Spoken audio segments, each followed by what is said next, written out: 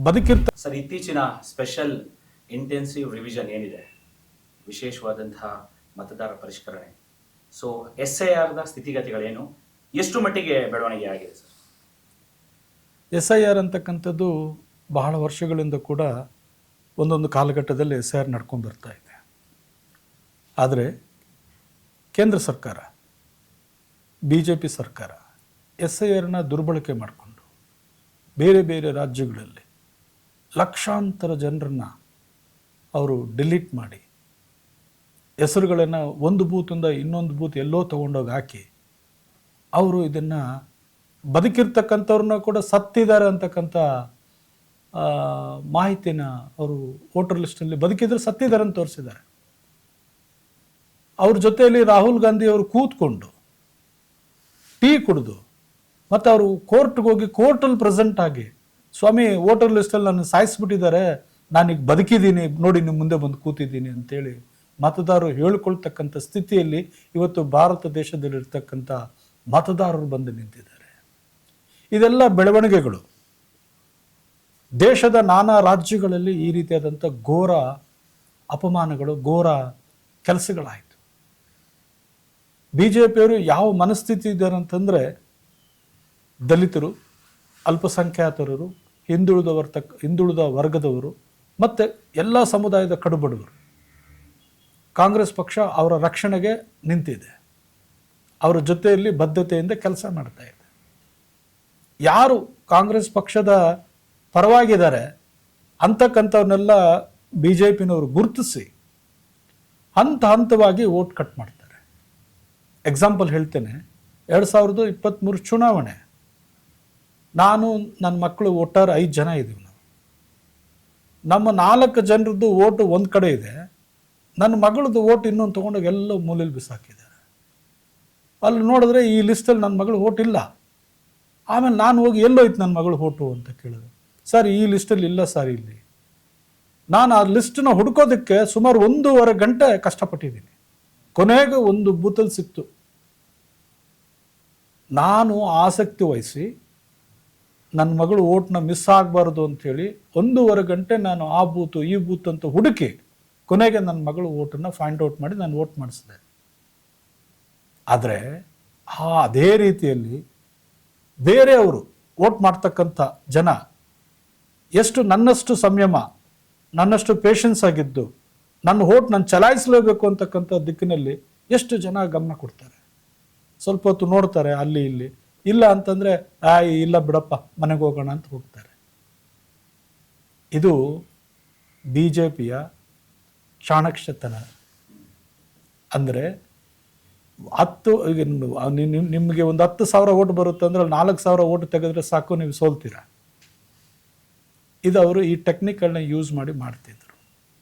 ಇದನ್ನೆಲ್ಲ ಅರ್ಥಕೊಂಡಂಥ ನಮ್ಮ ಕಾಂಗ್ರೆಸ್ ಪಕ್ಷದ ಇಂದಿನ ಅಧ್ಯಕ್ಷರು DK ಶಿವಕುಮಾರ್ ಅವರು, ಆಗಿನ ಮುಖ್ಯಮಂತ್ರಿಗಳಾದಂಥ ಸಿದ್ದರಾಮಯ್ಯನವರು ಮತ್ತು ಪಕ್ಷದ ಎಲ್ಲ ಕಾರ್ಯಕರ್ತರು ಕೂಡ ಈ ಬಗ್ಗೆ ಸುಮಾರು 1 ವರ್ಷಗಳಿಂದ ಕೂಡ ಜಾಗೃತಿಗೊಳಿಸ್ತಾ ಇದ್ರು. SIR ಬರುತ್ತೆ, SIRಲ್ಲಿ ಯಾವ ರೀತಿ ಇವರು ಟೆಕ್ನಿಕಲ್ ಆಗಿ ನಮ್ಮ ಹೆಸರುಗಳನ್ನ ಡಿಲೀಟ್ ಮಾಡೋದು, ಹೆಂಗೆ ನಮ್ಮ ಹೆಸರುಗಳನ್ನ ಈ ಬೂತಿಂದ ತೆಗೆದು ಇನ್ನೊಂದು ಬೂತ್ಗೆ ಹಾಕೋದು, ಇದೆಲ್ಲ ಮಾಡ್ತಾರೆ ಅಂತಕ್ಕಂಥದ್ದು ಬೇರೆ ರಾಜ್ಯಗಳಲ್ಲಿ ನಡೀತಾ ಇರತಕ್ಕಂಥ ಈ ಅಕ್ರಮಗಳೇನಿತ್ತು ಅದನ್ನೆಲ್ಲ ಕೂಡ ನಮಗೆ ಪಕ್ಷದ ಕಾರ್ಯಕರ್ತರಿಗೆ ಮನವರಿಕೆ ಮಾಡಿಕೊಡ್ತಾ ಇದ್ರು. ಸೊ ಈಗ ನಮ್ಮ ಕರ್ನಾಟಕದಲ್ಲಿ SIR ಈಗ ಪ್ರಾರಂಭ ಆಗಿದೆ. ನಮ್ಮ ಮುಖ್ಯಮಂತ್ರಿಗಳು DK ಶಿವಕುಮಾರ್ ಅವರು, ನಿಕಟಪೂರ್ವ ಮುಖ್ಯಮಂತ್ರಿಗಳಾದಂಥ ಸಿದ್ದರಾಮಯ್ಯ ಸಾಹೇಬರು, KPCC ಅಧ್ಯಕ್ಷರಾದಂಥ BK ಹರಿಪ್ರಸಾದ್ ಸಾಹೇಬರು ಈ ಬಗ್ಗೆ ಹೆಚ್ಚು ಒತ್ತು ಕೊಟ್ಟು ಇವತ್ತು SIR ಅಲ್ಲಿ ಎಲ್ಲರೂ ಕೂಡ ಮಗ್ನರಾಗಿದ್ದಾರೆ. ಎಲ್ಲೂ ಕೂಡ ಯಾವ ಮತದಾರ ಕೂಡ ತಮ್ಮ ಮತದಾನದ ಹಕ್ಕನ್ನು ಕಳ್ಕೋಬಾರ್ದು. ಬಾಬಾ ಸಾಹೇಬರು ಹೇಳಿದ್ರು, ನಮಗೆ ಈ ಕಾನ್ಸ್ಟಿಟ್ಯೂಷನ್ ಅಲ್ಲಿ ಬಂದಿರತಕ್ಕಂಥ ಪವರ್ ಇದು, ನಮ್ಗೆ ವೋಟಿನ ಹಕ್ಕು. ಹಿಂದೆ ಮಹಾರಾಜ ಹುಟ್ಟುತ್ತಾ ಇದ್ದಿದ್ದು ಮಹಾರಾಣಿ ಹೊಟ್ಟೆಯಲ್ಲಿ. ಬಾಬಾ ಸಾಹೇಬರು ಹೇಳಿದ್ರು ಮತದಾನದ ಹಕ್ಕು ಕೊಟ್ಟಾದ್ಮೇಲೆ ಇನ್ನ ಈ ದೇಶಕ್ಕೆ ರಾಜ ಹುಟ್ಟಬೇಕಂತಂದ್ರೆ ಪ್ರತಿಯೊಬ್ಬ ಮತದಾರ ತನ್ನ ಹಕ್ಕು ಚಲಾಯಿಸಿದಾಗ ಮಾತ್ರ ಆ ರಾಜ ಹುಟ್ಟೋಕೆ ರೀತಿ ಮಾಡಿದ್ದೀನಿ, ನೀವು ನಿಮ್ಮ ಮತದಾನದ ಹಕ್ಕನ್ನು ರಕ್ಷಣೆ ಮಾಡ್ಕೊಳ್ಳಿ ಅಂತ. ಅವತ್ತು BJPಯವರು, RSSನವರು ಏನು ಬ್ರಿಟಿಷ್ ಅವರ ಕೈ ಗುಲಾಮರಾಕಿದ್ರು, ಬ್ರಿಟಿಷ್ ಅವರು ಪರವಾಗಿ ನಿಂತ್ಕೊಂಡಿದ್ರು, ಸ್ವತಂತ್ರ ಹೋರಾಟದ ವಿರುದ್ಧವಾಗಿ ನಿಂತಿದ್ರು, ಇವರು ಇವತ್ತು ಆಳ್ವಿಕೆಗೆ ಬಂದಿದ್ದಾರೆ.